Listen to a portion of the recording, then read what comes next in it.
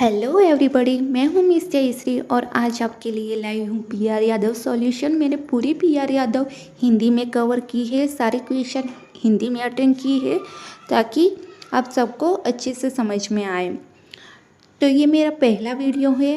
आपको लेक्चर अच्छा लगे तो वीडियो को लाइक कीजिए, अपने फ्रेंड्स ग्रुप में शेयर कीजिए और चैनल को सब्सक्राइब करना ना भूलें। मैं पीआर यादव का ये 5th एडिशन करा रही हूँ। लेक्चर अच्छा लगे तो कमेंट ज़रूर करना ताकि मैं और वीडियो बना सकूँ और मुझे भी मोटिवेशन मिले। क्या है, आप जो कमेंट करोगे तो मुझे मोटिवेशन मिलेगा और मैं पूरी पीआर यादव अच्छे से कवर करने की कोशिश करूँगी।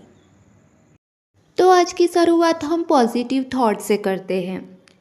जिंदगी में कोई शॉर्टकट नहीं होता। सफलता तब मिलती है जब हम रोज जीवन में थोड़ा थोड़ा आगे बढ़ते हैं। आज मैं फर्स्ट सब्जेक्ट एमएसएन पढ़ा रही हूँ। उसमें फर्स्ट टॉपिक है सेल। जीवन की बेसिक यूनिट किसको कहा जाता है? ऑप्शन है A atom, option B water, option C cell, option D chemical level of organization. तो क्या आएगा इसका आंसर? इसका आंसर आएगा सी सेल। सेल को स्ट्रक्चर यूनिट भी कहा जाता है, सेल को फंक्शनल यूनिट भी कहा जाता है, सेल को फंडामेंटल यूनिट भी कहा जाता है, सेल को बेसिक यूनिट भी कहा जाता है और बेसिस ऑफ लाइफ भी कहा जाता है। नेक्स्ट, इसमें से हमारे बॉडी में बेसिक यूनिट और building block of living organism किसे कहा जाएगा? Option A enzyme, option B proton, option C cells, option D neutron. तो क्या आंसर आएगा? सी आंसर आएगा, सेल। सेल को ही हम बेसिक यूनिट और बिल्डिंग ब्लॉक भी कहते हैं। थर्ड क्वेश्चन, जीवन का फिजिकल बेसिस किसको कहा जाएगा? Option A nucleus, option B protoplasm, option C cells and option D DNA. तो ये मैंने पहले पढ़ा दिया है आपको पता होगा। क्या आंसर आएगा? आंसर आएगा C cell. Prokaryotic and eukaryotic cell में क्या फ़र्क होता है? Option A plasma membrane, option B mitochondria, option C nucleus, option D flagella. Okay, तो बहुत बढ़िया क्वेश्चन है, ये आईएमपी क्वेश्चन है।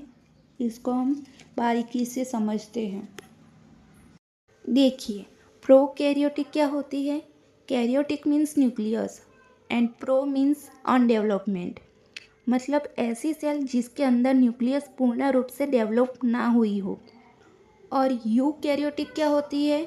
जिसमें न्यूक्लियस संपूर्ण डेवलप होती हो। हमारे अंदर कौन सी सेल होती है? हमारे अंदर यूकैरियोटिक होती है, मीन्स ह्यूमन में यूकैरियोटिक सेल होती है। और प्रोकैरियोटिक में किस में होता है? माइक्रो ऑर्गेनिज्म में। प्रोकैरियोटिक में कौन सा राइसोसोम होता है? तो 70S होता है। और यूकैरियोटिक में 80S होता है राइसोसोम। तो इसका सही आंसर क्या आएगा? C true nucleus. क्या डिफरेंट होता है?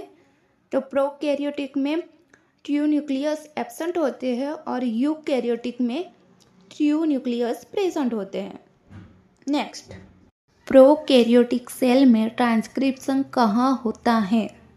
Option A nucleus, option B cytoplasm, option C vacuoles, option D mitochondria. तो सबसे पहले तो हम जानते हैं कि ट्रांसक्रिप्शन क्या है। ट्रांसक्रिप्शन प्रोटीन सिंथेसिस का फर्स्ट स्टेप है, जिसमें सेल के न्यूक्लियस में मैसेंजर आरएनए मॉलिक्यूल का सिंथेसिस किया जाता है। क्योंकि प्रोकैरियोटिक सेल्स में न्यूक्लियस एब्सेंट होते हैं, इसलिए ट्रांसक्रिप्शन की ये प्रक्रिया साइटोप्लाज्मा में होती है। तो क्या आएगा इसका आंसर? इसका आंसर बी आएगा, साइटोप्लाज्मा। यूकैरियोटिक सेल के अंदर क्या एसिमिलेट नहीं होता है? तो ऑप्शन देखिए, ऑप्शन ए है lactic, option B sulphate, option C nitrogen, option D glucose. तो क्या आएगा इसका आंसर? इसका आंसर आएगा नाइट्रोजन। नाइट्रोजन नहीं होता है, बाकी लैक्टेज, सल्फेट और ग्लूकोज होता है। तो नेक्स्ट क्वेश्चन है, प्रोकैरियोटिक सेल यूकैरियोटिक सेल से छोटा होता है, उसका रिलेटिव साइज क्या होता है? तो इसमें से कौन सा ऑप्शन आएगा? ऑप्शन सी 0.1 से लेके 5.0 माइक्रोमीटर इन डायामीटर। ओके, आगे बढ़ने से पहले अगर फ्रेंड्स आप चैनल पर नए हो तो चैनल को सब्सक्राइब कर दें, लाइक कर दें और अपने ग्रुप में शेयर कर दें। मैं पूरी PR यादव कंप्लीट करवाने वाली हूँ। ये पहला सब्जेक्ट है और ये पहली वीडियो है। मैं सारे सब्जेक्ट कंप्लीट करवाने वाली हूँ और एक भी क्वेश्चन छोड़ने वाली नहीं हूँ। सारे क्वेश्चन आपको कंप्लीट करवा दूँगी और मैं कोशिश करूँगी कि आपको अच्छे से अच्छा कंटेंट मिले। तो गाइस, वीडियो को लाइक करना ना भूलें, सब्सक्राइब करना ना भूलें। नेक्स्ट, कौन से ऑर्गेनल को पावर हाउस ऑफ सेल कहते हैं? Option A nucleus, option B Golgi bodies, option C mitochondria, option D ribosome. तो क्या आएगा इसका आंसर? आंसर आएगा सी माइटोकॉन्ड्रिया। तो और ऑप्शन भी हम देख लेते हैं, न्यूक्लियस। न्यूक्लियस को क्या कहते हैं हम? ब्रेन ऑफ सेल कहते हैं। और राइसोसोम को क्या कहते हैं? राइसोसोम है ना, वो प्रोटीन बनाता है, इसलिए उसको प्रोटीन फैक्ट्री कहते हैं। और गोल्गी बॉडीज़ क्या होती है? गोल्गी बॉडीज़ वो है जो राइसोसोम जो प्रोटीन बनाता है ना, उसका ट्रांसफ़र, पैक और डिलीवरी करता है। मतलब कि जो बना हुआ प्रोटीन है वो गर्मा गर्म ट्रांसफ़र करता है, पैक करता है और डिलीवर करता है। समझ गए? नेक्स्ट, ऑक्सीजन की उपस्थिति में होने वाला मेटाबॉलिज्म कहाँ पर होता है? Option A mitochondria, option B receptor, option C lysosome, option D HLA molecules. तो चलो हम इस समझते हैं पहले। ये एक सेल है और सेल के अंदर माइटोकॉन्ड्रिया है। अब देखो, इधर ये ब्लड कैपिलरीज है। ब्लड कैपिलरीज में से ग्लूकोज और ऑक्सीजन दोनों ट्रांसफ़र होगी। जो ऑक्सीजन है वो माइटोकॉन्ड्रिया में चला जाएगा और जो ग्लूकोज बचा है वो सेल के अंदर चला जाएगा। तो यहाँ क्या होगा? ग्लूकोज मेटाबॉलिज्म हो गया। तो देखो, सबसे पहले क्या होता है? साइटोप्लाज्मा और माइटोकॉन्ड्रिया। साइटोप्लाज्मा में क्या होता है? ग्लाइकोसिस होता है। ग्लाइकोसिस के अंदर क्या होता है? ग्लूकोज का पायरुविक एसिड बनता है और इस प्रोसेस में 8 ATP बनते हैं और 8 ATP में से 2 ATP यूज़ हो जाते हैं। मतलब बचते कितने? 6 ATP। तो हमें 6 ATP का लाभ होता है। और इस प्रोसेस में क्या होता है? नॉन ऑक्सीडेटिव होता है या एनोरोबिक भी हमें उसको बोल सकते हैं। माइटोकॉन्ड्रिया को एरोबिक या ऑक्सीडेटिव कहते हैं। माइटोकॉन्ड्रिया में ऑक्सीजन रहती है, इसलिए इसको TCA कहते हैं। TCA means tricyclic carboxylic acid और इसी को ही CA कहते हैं और इसी को ही क्रेब्स साइकिल कहते हैं। माइटोकॉन्ड्रिया में 36 से 38 ATP बनते हैं। एक मतलब कि एक ग्लूकोज के मेटाबॉलिज्म से 38 ATP बनते हैं, इसलिए क्रेब्स साइकिल को ATP का बॉन्ड कहा जाता है। साइटोप्लाज्मा और माइटोकॉन्ड्रिया में से नॉन ऑक्सीडेटिव और ऑक्सीडेटिव के क्वेश्चन बनते हैं, तो ये याद रखना है। तो इस क्वेश्चन का आंसर क्या आएगा? इस क्वेश्चन का आंसर आएगा A mitochondria. Next, aerobic respiration कहाँ होता है? Option A glyoxysome, option B ribosome, option C lysosome and option D mitochondria. तो क्या आएगा इसका आंसर? इसका आंसर डी आएगा, माइटोकॉन्ड्रिया। साइटोस्केलेटन कौन सी प्रोटीन का बना होता है? तो सबसे पहले हम समझते हैं कि साइटोस्केलेटन क्या होता है। तो देखिए, ये एक सेल है। सेल के अंदर 3 स्ट्रक्चर होते हैं, microtubules, microfilaments and intermediate filaments. ये 3 फाइबर है जो सेल के शेप को बना रखते हैं। कोई भी सेल मूवमेंट करती है तो उसके मूवमेंट में ये हेल्प करते हैं। इन तीनों फाइबर को हम साइटोस्केलेटन कहते हैं। क्वेश्चन बड़ा ज़बरदस्त है, आईएमपी क्वेश्चन है ये। तो ऑप्शन दिए है कि ऑप्शन ए है फाइब्रोनेक्टिन, ऑप्शन बी है एक्टिन, ऑप्शन सी है फिब्रिन, ऑप्शन डी है एल्ब्यूमिन। पुट द आंसर, कौन सा आंसर आएगा? तो इसका आंसर आएगा बी, एक्टिन। नेक्स्ट क्वेश्चन, हमारी बॉडी के अंदर सेल में कौन से सेल ऑर्गेनल के अंदर स्टेरॉइड का निर्माण होता है? सिंपल क्वेश्चन है। पूछना चाहता है कि सेल में स्टेरॉइड किससे बनते हैं? तो समझते हैं पहले। यहाँ पे मैं थोड़ा करेक्शन करना चाहूँगी पीआर यादव में। सही में माइटोकॉन्ड्रिया आंसर नहीं आता है। पीआर यादव में माइटोकॉन्ड्रिया आंसर दिया है और ज़्यादातर एग्ज़ाम में जो गाइड में आंसर दिए उसको सही माना जाता है। तो आपको जैसे एग्ज़ाम में ऑप्शन दिए है उस हिसाब से आंसर देना है। तो सही आंसर उसका एंडोप्लाज्मिक रेटिक्यूलम आता है। तो समझते हैं। सही में स्टेरॉइड में फॉर्मेशन का कार्य एंडोप्लाज्मिक रेटिक्यूलम होती है सेल में। उसके 2 टाइप होते हैं, स्मूथ एंडोप्लाज्मिक रेटिक्यूलम और रफ एंडोप्लाज्मिक रेटिक्यूलम। तो रफ में क्या होता है? Rough endoplasmic reticulum protein synthesis करता है और स्मूथ जो है वो स्टेरॉइड का सिंथेसिस करता है। तो जब ऑप्शन में दोनों ही ऑप्शन दिए हो, माइटोकॉन्ड्रिया और स्मूथ एंडोप्लाज्मिक रेटिक्यूलम, तो फर्स्ट चॉइस क्या आएगी? First choice smooth endoplasmic reticulum आएगी। लेकिन ऑप्शन में एंडोप्लाज्मिक रेटिक्यूलम नहीं दिया है, तो राइट आंसर क्या आएगा? माइटोकॉन्ड्रिया। समझ में आ गया आपको? नेक्स्ट, सेल का जो एक्वस पार्ट होता है उसको क्या कहा जाता है? देखिए, ये एक सेल है। सेल के अंदर न्यूक्लियस है, उसके बीच में डिफरेंट टाइप के सेल ऑर्गेनल होते हैं और उसमें बीच में जो फ्लूइड दिया है ना, लिक्विड टाइप का, उसे क्या कहा जाता है? ऑप्शन देखिए।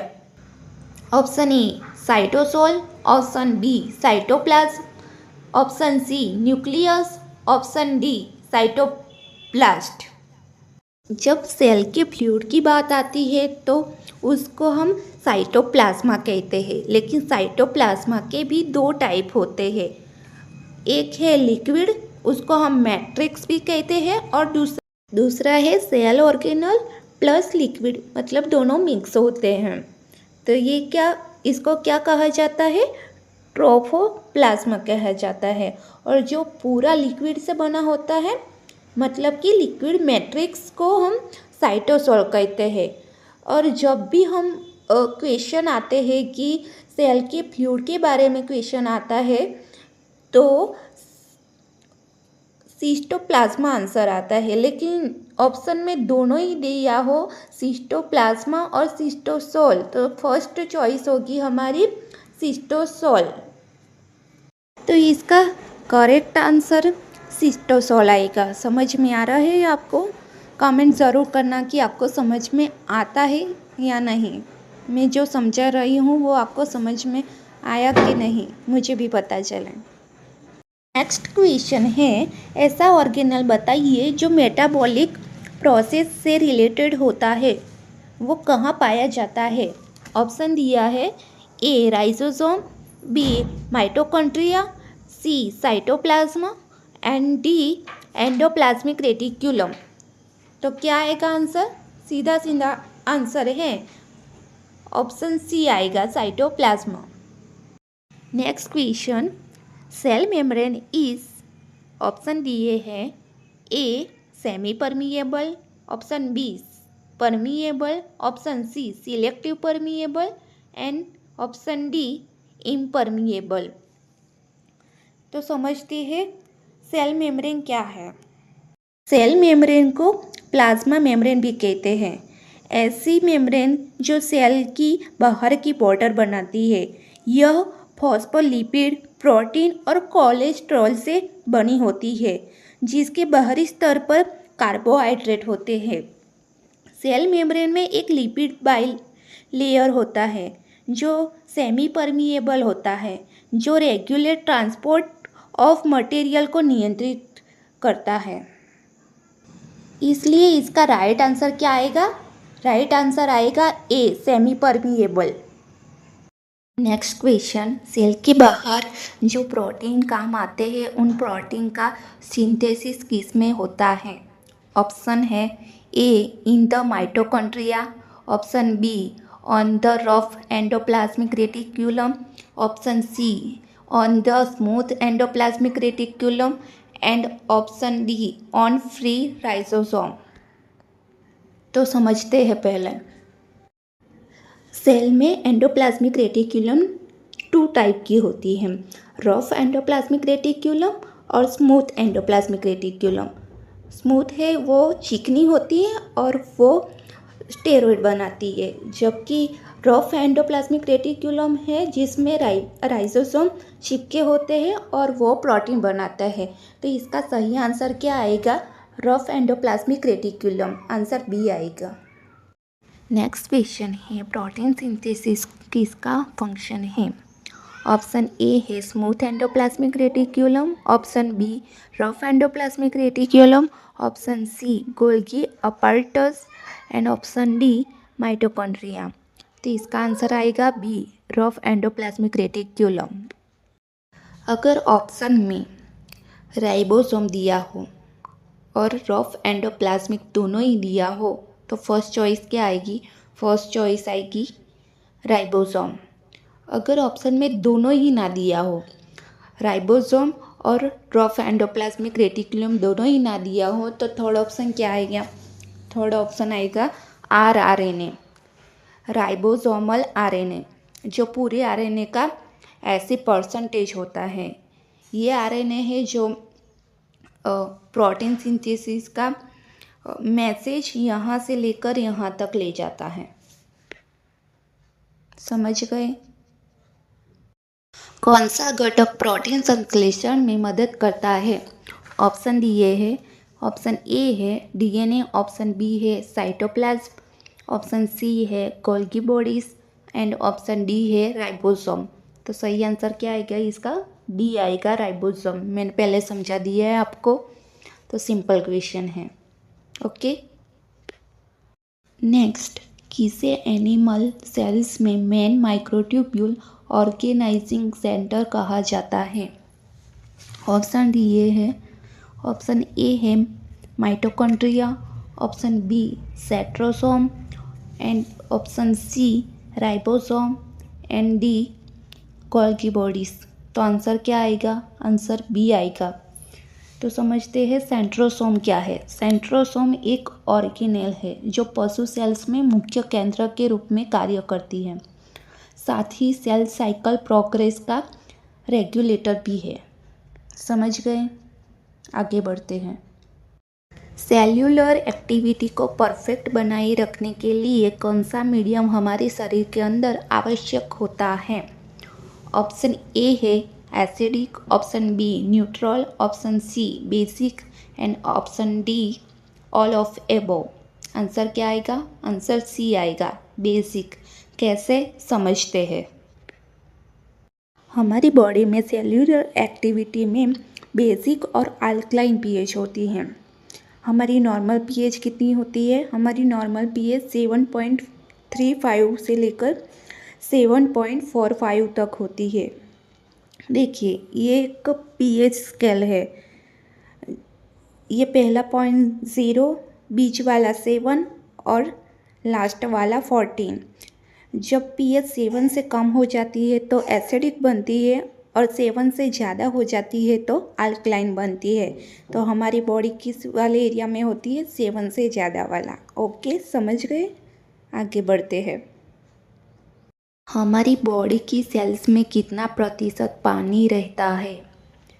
आंसर क्या आएगा? आंसर बी आएगा, 50%।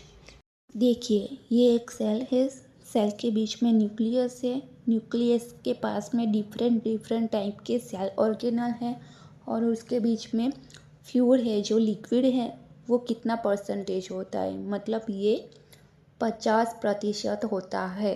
समझ गए? आगे बढ़ते हैं। एक्वापोरिंग क्या है? Option A sodium channel, option B potassium channel, option C water channel, option D chloride channel. तो समझते हैं। Aqua means water and porin means channel. Water के ऑस्मोसिस के लिए या वाटर के ट्रांसफ़र के लिए जो चैनल बनती है उसको हम एक्वापोरिंग कहते हैं। समझ गए?